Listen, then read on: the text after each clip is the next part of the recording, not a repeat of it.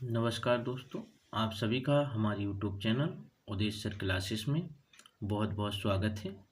आज के इस वीडियो में हम जो जैव विकास है उसके प्रमाण के बारे में बताएंगे।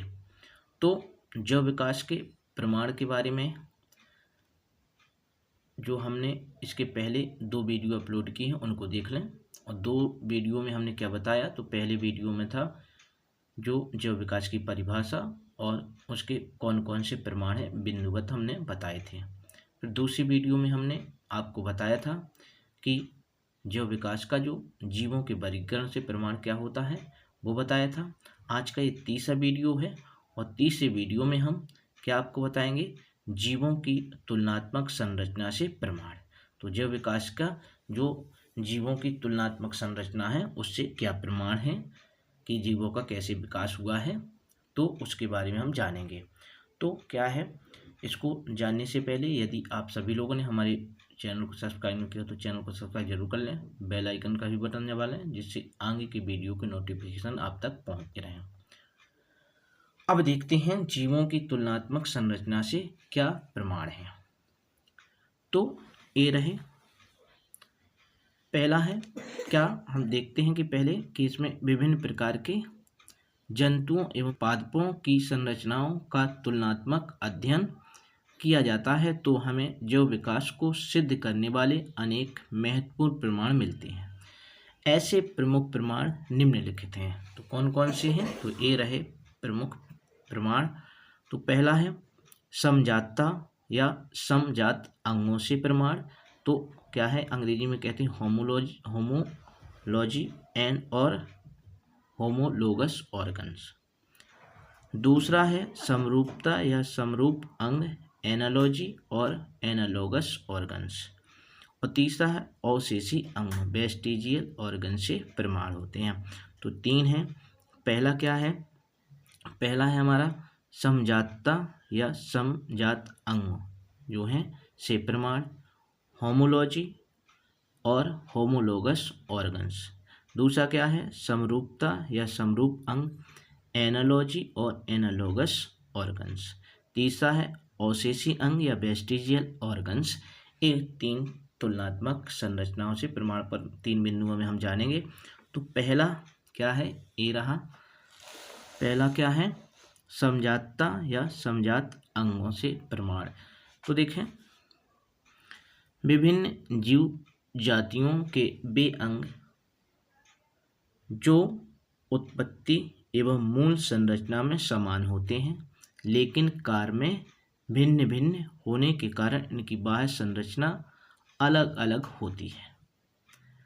तो एक क्या कह रहा है कि जो जाति जो जीव हैं, जो जाति हैं जीव जाति वो भिन्न भिन्न हैं। तो वे अंग हैं उनके जो क्या है उत्पत्ति और मूल संरचना में तो एक समान है, मतलब उनकी जो संरचना देखी जाए, उत्पत्ति देखी जाए तो एक समान है, लेकिन कार्य अलग अलग होने के कारण उनकी बाहर की जो बाह्य संरचना है वो अलग सी हो गई है। तो इस प्रकार के अंगों को क्या कहते हैं, समजात अंग या होमोलोगस ऑर्गन्स कहते हैं, तथा इस प्रकार के गुण को समजातता या होमोलॉजी कहते हैं। उदाहरण के माध्यम से भी हम समझ लेते हैं। तो क्या है उदाहरण, ये रहा उदाहरण। तो उदाहरण का कह रहा है, देखो भेल के चापू, जो भेल है जिससे तैरती है चापू उसे कहते हैं, तो भेल के चापू, पक्षी के पंख, चमगादड़ के पंख, मनुष्य के हाथ और घोड़े की अगली टांगों की मूल रचना में क्या है, ये समान होते हैं। मतलब इनमें जो सभी में क्या होगा, ह्यूमरस, हाथ की जो हड्डी है उसको अग्रपाद को देखें, ह्यूमरस, रेडियो, अल्ना और कार्पल्स, मेटाकार्पल तथा अंगुली अस्थियां आदि होती हैं। इनमें सब में एक समान होगी और इनकी उत्पत्ति समान, लेकिन क्या है कार्य में अलग अलग होने के कारण ये सभी रचनाएं क्या हैं, अलग अलग कार्य के लिए क्या है अनुकूलित हैं और बाह्य रचना में क्या है भिन्न भिन्न है। समजातता से प्रमाणित होता है कि इन सभी का विकास समान पूर्वजों से हुआ है।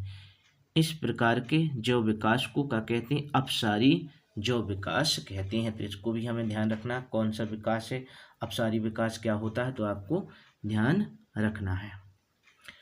तो ये समझ में आई होगी समजातता या समजात अंग क्या होते हैं। तो क्या है, उत्पत्ति, संरचना और क्या है, समान होती है। उत्पत्ति और संरचना समान होती है, लेकिन कार्य में क्या होती है, भिन्नता के कारण इनकी बाहर से संरचना देखी जाए तो अलग अलग होती है।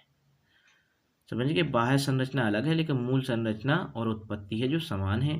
तो कार्य अलग अलग होने के कारण की बाह्य संरचना अलग अलग हो जाती है। तो ऐसे अंगों को ही क्या कहते हैं, समजात अंग। और इस प्रकार के गुण को समजातता कहते हैं।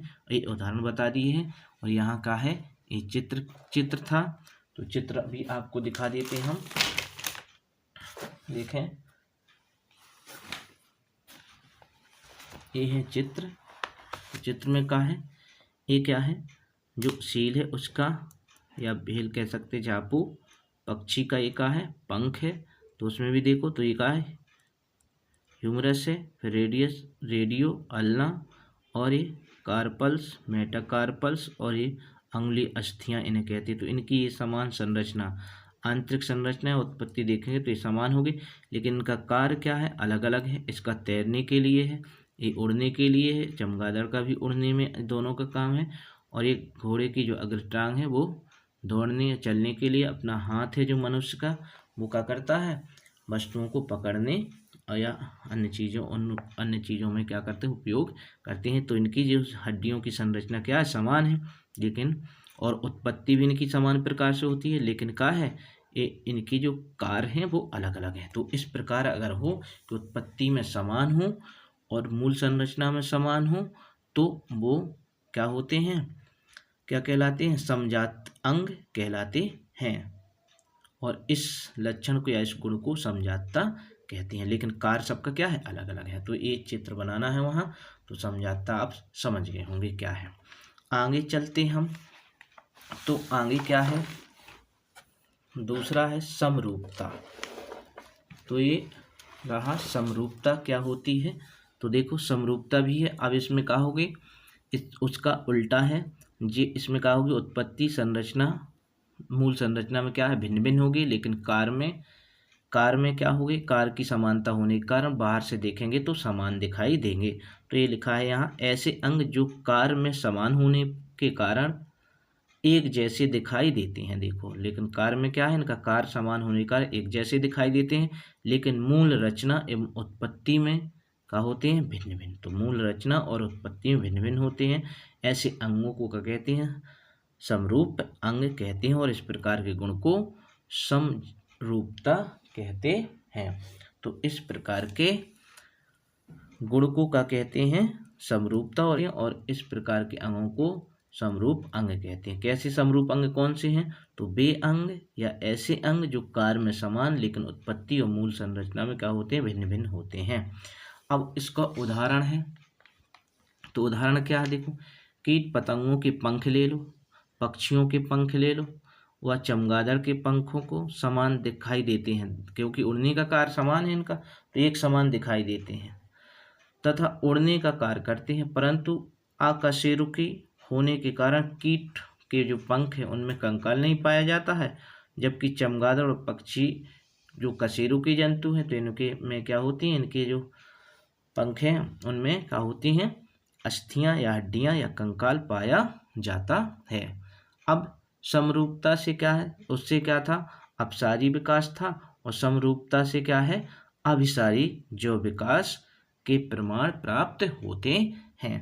तो ये दो हो गए, आपने दोनों प्रकार की समरूपता और समजातता या समजात अंग और समरूप अंगों के बारे में क्या किया है, जान लिया। तो इसका भी चित्र है, तो इसका भी चित्र आपको हम बता रहे हैं।